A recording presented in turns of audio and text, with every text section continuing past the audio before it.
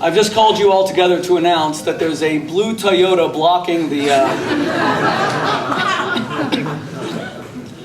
Ladies and gentlemen, it's a pleasure to be here this evening. I just called Congressman Bill Pascrell, and I conceded this election to him. Congressman Pascrell has served in public life for a quarter of a century. He has served faithfully. He is the New Jersey fighter he claims to be. I've gotten to know him somewhat, especially through our very fiery debates, our rumbles before live audiences, and more than anything else, as I just said to him on the phone, as a son who grew up away from his father in the wake of my parents' divorce, I'm always someone who's highly attuned to a parent's relationship with their children. And through all of the debates, Congressman Pascrell's kids sat in the front. Now, they're not kids, they're grown adults. My kids are, they were the ones making the noise and the disruptions. But I could see that every time I criticized the congressman, it hurt his children so much. There's a very special bond there. And I told the congressman that he is now my congressman. I pledge my complete support to him. I thank him for his years of service to the people of his previous district and now to the new ninth district. And there are monumental challenges that all of us must confront. The United States is a nation that we all love so dearly. And since at least I've been told, thank God, that I've done better here in Bergen, I've been better in Bergen County than any Republican in memory in this district, I do want to assist him in any way that I possibly can. My friends, I can promise you that tonight,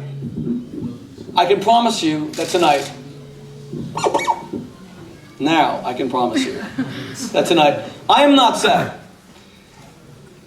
Just 8 days ago, we faced a monumental superstorm that framed this election and put everything in perspective.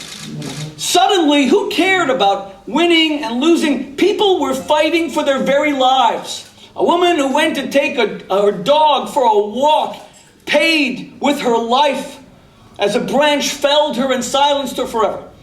Children who went out with their parents to see high waves were carried out to sea. A woman who simply wanted to send a picture on Facebook of the storm stepped into a puddle without knowing that there was a live wire that had fallen from an electrical line. If that doesn't teach us what's truly important, then God forbid nothing ever will. What is important are the things that elections are about. And you know what elections are about? Elections are about people. It's about people having better lives. It's about all of us looking after the welfare of our children.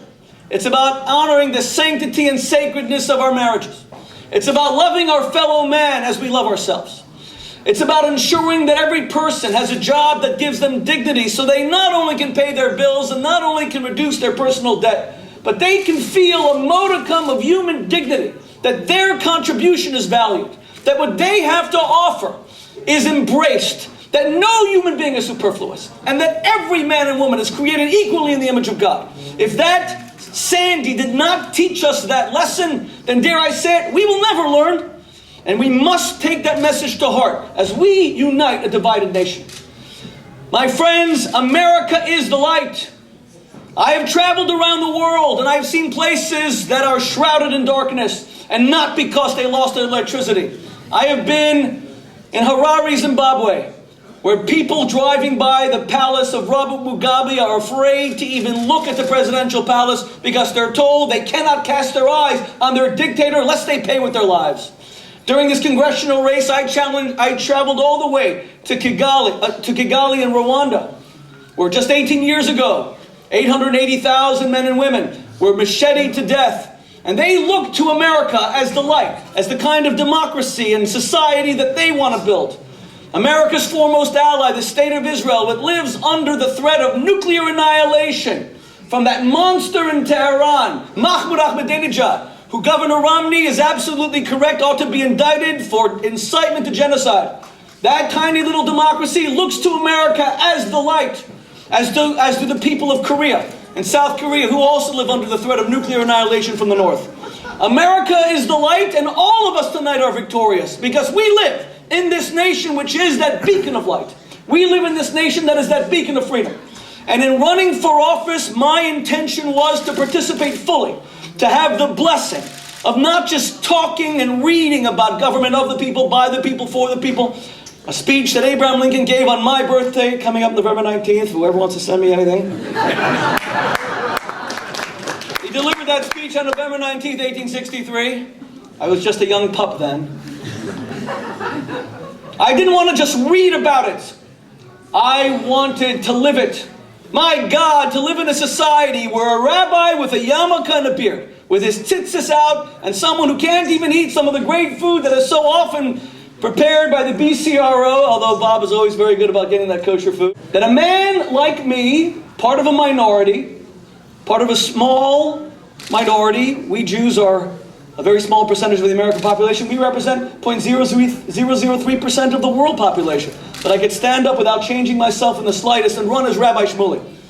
It's a miracle, and it shows that America really is the light. And God Almighty, if the Republican Party of this district is not glorious for having chosen as its standard bearer and as its flag carrier a Hasidic rabbi who's the father of 9, God bless you all for taking me into your hearts. I will never forget it.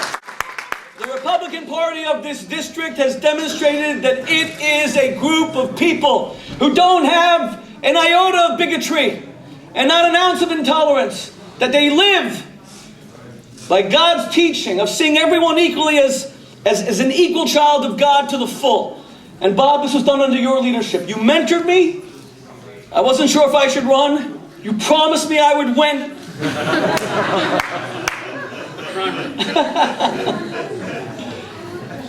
But you mentored me and you guided me. And my friends, let me invite you all, as I conclude, into the arena. Stop being spectators in this democracy. This is the greatest nation the world has ever known. And it's facing significant challenges. And you can't just watch it on Fox. And you can't just watch it on MSNBC. And no one's watching it on CNN. That's a joke. My apologies. I love CNN. They've been always good to me. That was a little joke. Please invite me on. I'm sorry. I'm sorry. I'm not running anymore. Now you can put me back on. God bless you. Let me invite you into the arena. When Theodore Roosevelt left the presidency in 1909 and decided to go on a one-year safari in Africa, he came back, and on his way back, he stopped in Paris of all places. And he gave one of the greatest American speeches of the 20th century. And he called to the man in the arena. And he said, there are those who will never taste the thrill of victory or the agony of defeat. They will look down at those whose faces are covered in dust and grime.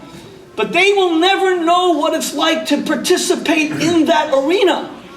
Congressman Scott Garrett is here tonight. And Congressman Garrett, by the way, is made of pure steel. I don't know any congressman who takes more criticism for standing up to his convictions, the things he believes in, but is therefore so loved. He's not giving any concession speech tonight because he knows that this country's got to be careful with what it spends, because people work their guts out for their tax money. He's in the arena, and if he takes some blows, he's doing it on your behalf. And you know what, Congressman? I want you to know that you're a hero to me. And we may disagree on certain issues, but that's the way it is, even in parties. Thank God it's a collection of individuals. But you stick to your guns. So I have to conclude by thanking some key people.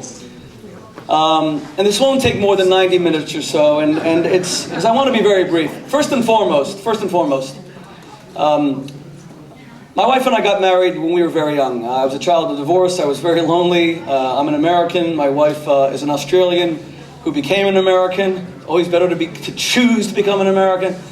My wife Debbie is the mother of our 9 children, who when I told her that I wanted to run for office, she immediately called to get me some help. But I couldn't be cured of it, and my wife is my soulmate, not my partner. There's nothing commercial about it. She is my soulmate in all things. And Debbie, thank you so much for being with me every step of the way.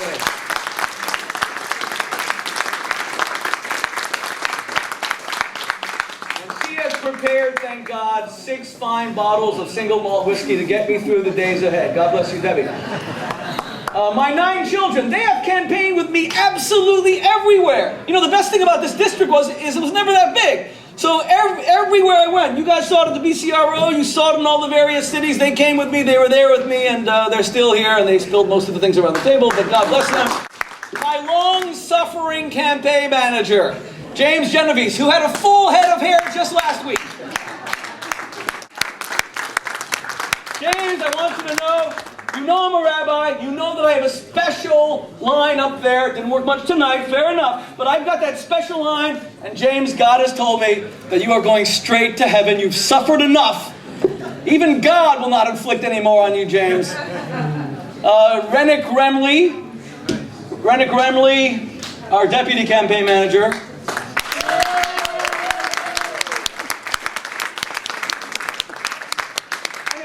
And Rennick went and grew a beard in solidarity, okay? I mean, if that isn't dedication, then what is? My God.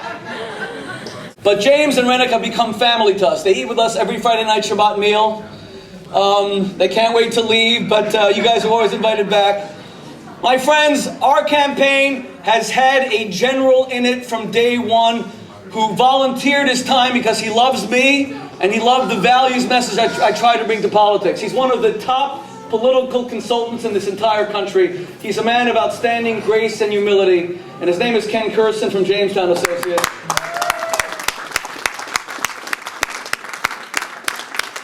And he's one of the finest people I know, one of the proudest Americans, and one of the proudest Jews. And thank you, Ken, for everything that you've done for me. Thank you.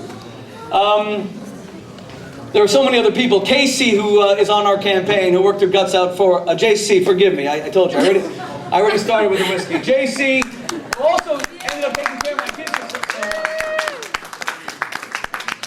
Chris, who is our walking encyclopedia for everything. Every time we want to know anything about our district. My friends, I finished with an appeal to Congressman Bill Pascrell, who is now my congressman. Congressman, you know, when I first started to run, I wanted to run to bring a values message to politics. I felt that some of the things we were arguing about became a little bit repetitive. Abortion, gay marriage, contraception. Could we talk about the economy and its underlying values? But you know what? Once I started to campaign, I have to be honest, I fell in love with the people of the 9th District. Arguably the most diverse district in the country. When I went to campaign in Patterson, and I sit down with Raed, who owns the Palestine Barbershop, and he said to me, I personally signed up 100 people to vote for Congressman Pascrell, but Shmuley, you need a haircut. Sit down, you ought to look like a candidate. And he quickly gave me this incredible haircut. Or Mahmoud, who runs the hookah store up there in Patterson, and he said, you need to relax, and he sold me my hookah. And boy, have I relaxed.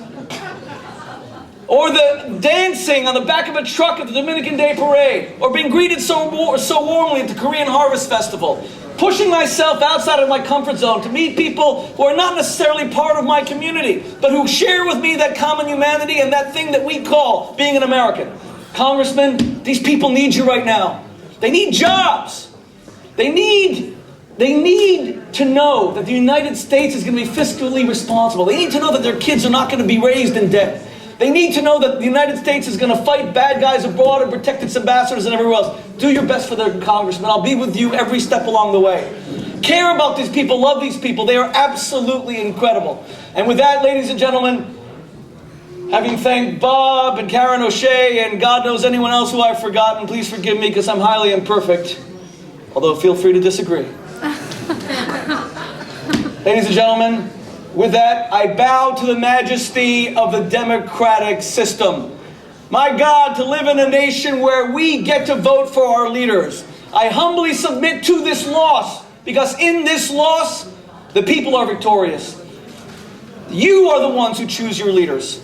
And I hope, God willing, to always be of public service. I hope to always try to bring values to America, to the political discourse, to religion, to social values, to the media, wherever it may be. But I bow to the absolute majesty of the democratic system. May this be a nation, like what Martin Luther King called it, a nation built on a dream of people coming together and finding that shared humanity. May we always choose to live like Patrick Henry, who said, give me liberty or give me death. Fight for our liberty wherever we are. Let us live by the words of Thomas Jefferson, who said that he's forever sworn an oath against any kind of tyranny over the mind of man. Even my President Obama said about no red states and blue states, but only the United States. May the Republican Party always be strong, and may it always bring its values, and God bless all of you, and God bless America. Thank you.